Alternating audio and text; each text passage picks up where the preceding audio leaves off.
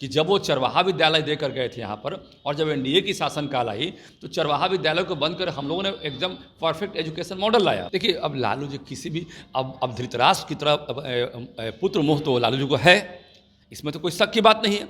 धृतराष्ट्र को भी पुत्र मोह हो गया था, उसके कारण पूरा महाभारत हुआ।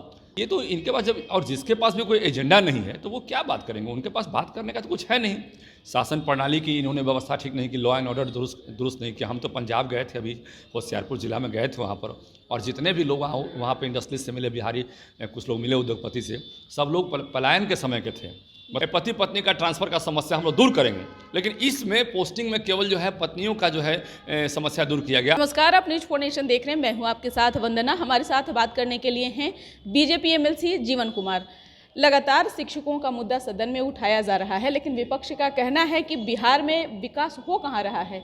चाहे वह आप लोगों ने कहा कि हमने यूनिवर्सिटी बहुत सारे खोलने का काम किए हैं, हमने स्कूलों में अच्छी शिक्षा देने का जो है आप लोगों ने दावा किया है, लेकिन विपक्ष ने तो इसको फेल्योर बता रहा है। कैसे देख रहे हैं? देखिए, चूँकि विपक्ष के पास कोई काम नहीं है, और विपक्ष के हमारे आरक्षित नेता तेजस्वी जी हैं, आप जानते हैं कि उनको आरक्षण से नेतागिरी मिला है। तो पता है आपको कि लालू जी जब जेल जा रहे थे चारा घोटाले में, तो पहला आरक्षण उन्होंने दिया अपनी धर्मपत्नी को। इनके माताजी जो बिहार की राजमाता रही है, बाद में उन्होंने बोलना भी सीखा, कैसे माइक पर बोलते हैं। तो बाद में, हालांकि अब तो बोल भी लेती हैं, अब तो देखते हैं कि अब विधान परिषद में है तो बोल लेती हैं। तो इनके पास कोई अपना विज़न नहीं था, कोई एजेंडा नहीं था विकास का। तो ये तो इनके पास जब, और जिसके पास भी कोई एजेंडा नहीं है तो वो क्या बात करेंगे, उनके पास बात करने का तो कुछ है नहीं। शासन प्रणाली की इन्होंने व्यवस्था ठीक नहीं की, लॉ एंड ऑर्डर दुरुस्त नहीं किया। हम तो पंजाब गए थे, अभी होशियारपुर जिला में गए थे वहाँ पर, और जितने भी लोग वहाँ पे इंडस्ट्रियलिस्ट से मिले, बिहारी कुछ लोग मिले, उद्योगपति से, सब लोग पलायन के समय के थे। मतलब लालू जी के समय में जब लोग यहाँ बिहार से पलायन कर रहे थे, अपना व्यापार छोड़ के भाग रहे थे यहाँ से, और बाहर में कहीं ना कहीं जाकर व्यापार कर रहे थे, उस वक्त के लोग हमको मिले वहाँ पर पंजाब में, और वो बोले कि अब मेरा बिहार कैसा है। अब हमने उनको बताया कि अब आपका बिहार बहुत अच्छा है, आप बिहार में जाकर इंडस्ट्री लगाइए तो बहुत खुशी होगी। कभी कभी साल भर में एक आध बार आते हैं उनको, तो बहुत पता चलता नहीं है, वो सोशल मीडिया टीवी से हमेशा देखते रहते हैं। अब उनके मन में भी है कि भाई बिहार में एनडीए शासनकाल में रोड अच्छा बन गया है, बिजली अच्छी है, तो निश्चित रूप से अब उनका कहना है कि भाई पंजाब से ज़्यादा बिजली बिहार में मिलती है, पंजाब से ज़्यादा रोड अच्छा बिहार का हो गया है, तो निश्चित रूप से बिहार का डेवलपमेंट उनको भा रहा है। तो बिहार के लोग जो बिहार से बाहर चले गए, जब बिहार का अपराधीकरण हो रहा था जिस शासनकाल में, तो वो लोग बिहार को अच्छा कर रहे हैं, और विपक्ष के नेता को बिहार में अच्छा दिखाई नहीं पड़ता है। तो ये दुर्भाग्य है, ये उन लोगों का दुर्भाग्य है। अभी देखिए, एजुकेशन के मामले में बात करते हैं कि एजुकेशन में क्या डेवलपमेंट हुआ है। अरे भाई, उनको समझना चाहिए कि जब वो चरवाहा विद्यालय देकर गए थे यहाँ पर, और जब एनडीए की शासनकाल आई तो चरवाहा विद्यालय को बंद कर हम लोगों ने एकदम परफेक्ट एजुकेशन मॉडल लाया। चरवाहा विद्यालय क्या था कि जाइए बकरी चरा के आइए, फिर कुछ समय के लिए पढ़ लिया आधा घंटा, फिर जाइए भैंस चराने के लिए, फिर छुट्टी मिल गया आपको, जाइए भैंस चराइए, फिर आके पढ़ लीजिए आधा घंटा। तो दिन भर में जब मौका मिले, टीचर वहाँ रहते थे, 2-4 टीचर रहे, 1-2 टीचर रहे, अपना पढ़ लीजिए, कोई दिक्कत नहीं है। तो इससे तो केवल साइन करना सिखा सकते हैं ना, इससे एजुकेशन का मॉडल तो डेवलप नहीं हो सकता है ना। अब एनडीए की जब सरकार आई तो 30 से 40% स्कूल में ताला लगे हुए थे, क्योंकि वहाँ पर बहाली नहीं हुई थी और स्कूलों में शिक्षक ही नहीं थे। एनडीए ने आनंद फानंद में नियोजित शिक्षक के बहाली किया, बाद में उनको भी राजकर्मी का दर्जा मिला। तो एजुकेशन के मॉडल को बदलने का काम किया। हमने झारखंड चुनाव में प्रचार करने के लिए गया, तो झारखंड चुनाव में देखा मैंने, वहाँ भी एजुकेशन का स्थिति जो है बिहार से ज़्यादा बेहतर नहीं है। तो बिहार में काफ़ी काम हुआ है। एजुकेशन की बात करें, आप रेसिडेंस की बात करें, तो पहले जो हमारे यहाँ जो लोगों के पास घर नहीं थे, तो प्रधानमंत्री आवास योजना के माध्यम से उनको घर दिया गया। तो रोटी, कपड़ा और मकान की जो बेसिक ज़रूरत है, रहने के लिए मकान चाहिए, शुद्ध पानी के लिए पेयजल की व्यवस्था चाहिए, बिजली की व्यवस्था चाहिए, तो ये सारा चीज़ में बिहार काफ़ी आगे बढ़ा है। तो ऐसा नहीं, बिहार का बजट 60,000 करोड़ का हो गया, केवल एजुकेशन में हो गया। आप समझिए बात को, बिहार काफ़ी डेवलप कर गया। विपक्ष के लोगों को कुछ दिखाई नहीं पड़ता है, उन्होंने कुछ तो किया नहीं। अब यही बात जब मुख्यमंत्री जी कहते हैं तो तकलीफ लगता है, यही बात जब सम्राट जी कहते हैं तो तकलीफ लगता है। उन लोगों को लगते हैं मिर्च जैसा उछलने, वहाँ पर जैसे होता है ना, कढ़ाई में मिर्च जब डालते हैं तो कैसे खट खट खट कर उछलता है, तो वैसे वो लोग उछलने लगते हैं। अरे भाई, इसमें उछलने की बात नहीं है। और मुझे तो लगता है कि विपक्ष के नेता को चाहिए कि कोई ऐसे नेता को विपक्ष की जिम्मेवारी दी जाए जो उनकी ही पार्टी में, भाई यादव समाज का मान लिया वहाँ पर है, तो हम यादव समाज से, ऐसा नहीं, हमारी पार्टी में सबसे ज़्यादा यादव समाज के मंत्री हैं पूरे देश में। आज तक उतना, आज़ादी के बाद यादव समाज में उतना मंत्री किसी भी पार्टी में नहीं रहा। तो आपको पढ़ा लिखा यादव को उसमें देना चाहिए, जो एजुकेटेड यादव समाज में लोग हैं उनको देना चाहिए। ऐसा नहीं है कि उनके यहाँ पढ़े लिखे लोग एक आध दो नहीं हैं। शिक्षकों के ट्रांसफ़र पोस्टिंग का मुद्दा लगातार सदन में उठाया गया, चाहे वो नियोजित शिक्षकों का जो परेशानी की बात हो रही है वो या फिर अन्य चीज़।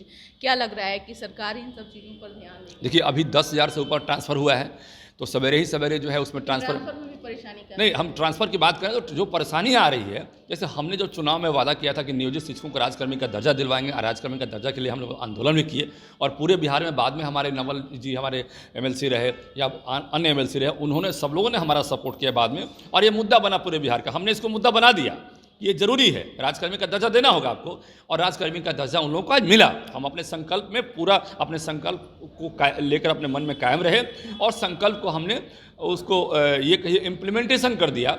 दूसरा हमारा मुद्दा था कि भाई ट्रांसफ़र के मामले में खासकर हमारी बहनें जो है बहुत प्रताड़ित थी, जो घर से मायके से दूर चली गई थी, बाहर में कहीं उनका पोस्टिंग हुआ था। दिव्यांग हमारी बहनें थे, दिव्यांग हमारे पुरुष थे, तो उनका पोस्टिंग का था। असाध्य रोग के हमारे जो लोग थे, उन गंभीर कोई कैंसर से पीड़ित हैं, कोई बहुत बड़ा हार्ट के पेशेंट है, कोई एनीमिया से है और भी भयंकर बीमारी से पीड़ित है, तो उनके लिए भी ट्रांसफ़र का उपाय किया गया। उनको भी उनके घरों में पोस्टिंग की गई।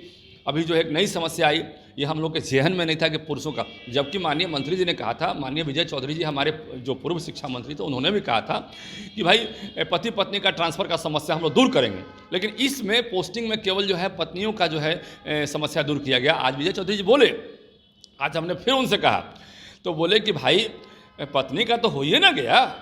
तब विजय चौधरी जी को हमने, जो हमारे भाई गार्जियन हैं और शिक्षा मंत्री रह चुके हैं, हमने बोला कि सर आप तो हमारी महिला बहनों को जो आपने पोस्टिंग कर दिया, लेकिन आप ये मत बोलिए कि पति पत्नी को दूर रखेंगे, ये आपका कहीं से भी जस्टिफाइड मतलब कि स्टेटमेंट नहीं है।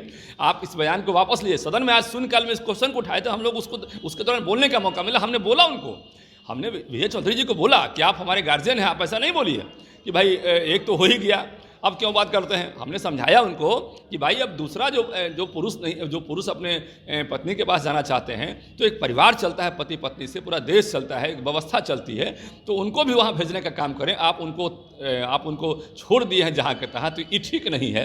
इस पर आप ज़रूर विचार कीजिए। तो फिर माहौल थोड़ा नॉर्मल हो गया, लेकिन सबने इस बात को समझा वहाँ पर कि नहीं ये ज़रूरी है। तो निश्चित रूप से आगे इस पर भी हम लोग काम करने जा रहे हैं, काम करेंगे इस पर हम लोग।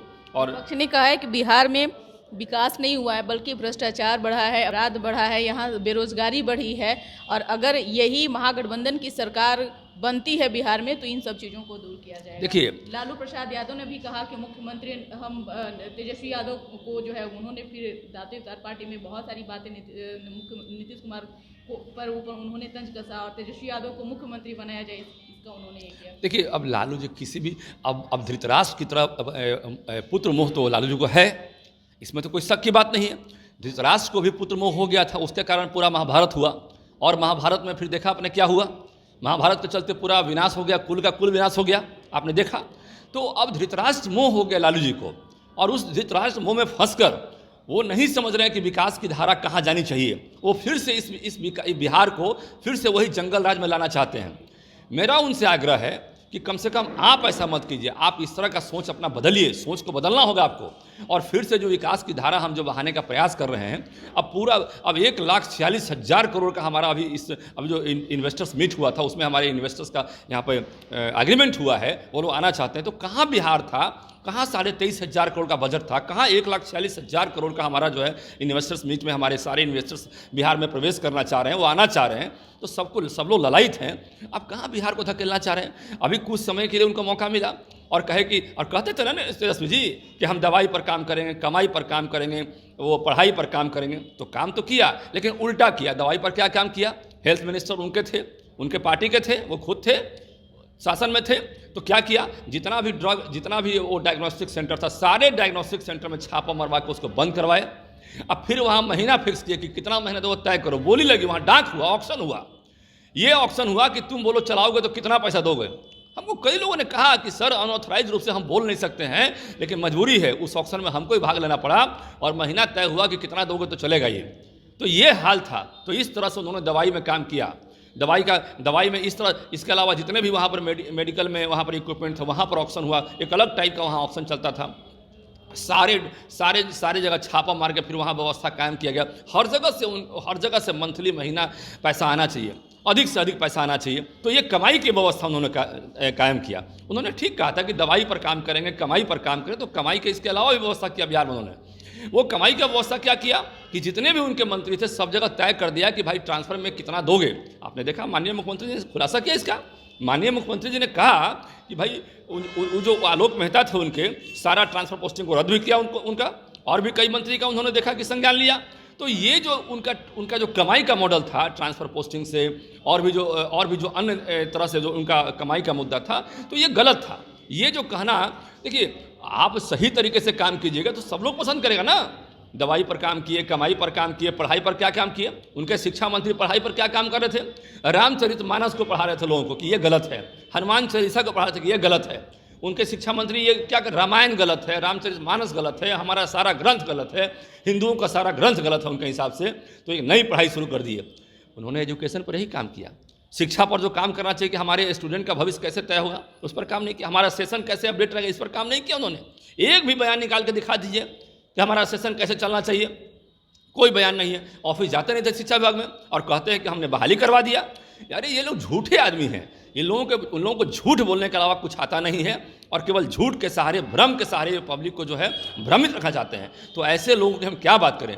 और जब बात मुख्यमंत्री जी बोलते हैं सही, तो जैसे कढ़ाई में जो हम पहले भी कहे कि मिर्च डालते हैं तो कैसे उछलता है, तो वैसे उछलने लगते हैं, वॉकआउट कर जाते हैं, भाग जाते हैं।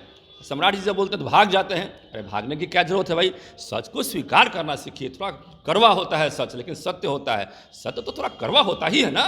तो दिक्कत क्या है ना कि ये जो पार्टी है ना आरक्षित लोगों से बनी है। तेजस्वी जी आरक्षित नेता हैं हमारे, अब मीसा जी आरक्षित नेता है हमारे, अब तेज प्रताप जी आरक्षित नेता हैं हमारे। तो आरक्षित लोगों का जमात जो है संघर्षशील लोगों से तुलना कैसे कर सकता है? जो संघर्ष करके, भारतीय जनता पार्टी क्या है, यहाँ संघर्ष करके लोग आए हैं।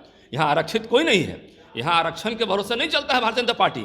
हमारे देश के प्रधानमंत्री को देखिए कितना संघर्ष किए, चाय बेचने से लेकर प्रधानमंत्री तक का सफर तय किए। हमारे अटल बिहारी वाजपेयी को लीजिए, कहाँ थे, किस परिवार में थे, कितना मजबूत परिवार में जन्म लिए वो, और कहाँ से कहाँ सफर तय किए। तो ये हमारा परिवार का संस्कार है, भारतीय जनता पार्टी का यही संस्कार है। और निश्चित रूप जानिए कि बिहार की जनता आरक्षित लोगों पर भरोसा नहीं करती है। वो जानती है कि आरक्षित लोग कभी देश का विकास नहीं कर सकते हैं, बिहार का विकास नहीं कर सकते हैं। विकास करने के लिए कोई संघर्षशील व्यक्ति चाहिए, जिसको संघर्ष का अनुभव हो, जिसको संघर्ष करके आगे कैसे बढ़ना है, देश को कैसे बढ़ना है, बिहार को कैसे बढ़ना है, उसका अनुभव। तो निश्चित रूप से आप देखिए कि बिहार का विकास होगा, आप चिंता नहीं कीजिए। और हमारे तरफ से जो विपक्ष के नेता हैं उन लोगों से मेरा कहना है कि आप चिंता नहीं कीजिए, बिहार का विकास हो रहा है। और कम से कम आप अपना मॉडल, आपकी भी जिम्मेदारी है विपक्ष के नाते, और आपने तो जिम्मेदारी निभाई नहीं, तो कुछ दिन देखिए कैसे हम लोग चाहते हैं, और थोड़ा संतोष कीजिए। संतोषम परम सुखम, उनको संतोष करना चाहिए। बहुत बहुत शुक्रिया। तो ये थे जीवन कुमार बीजेपी एमएलसी, जिन्होंने कई सवालों का जवाब दिया है। अपना ओपिनियन कमेंट बॉक्स में ज़रूर दीजिएगा।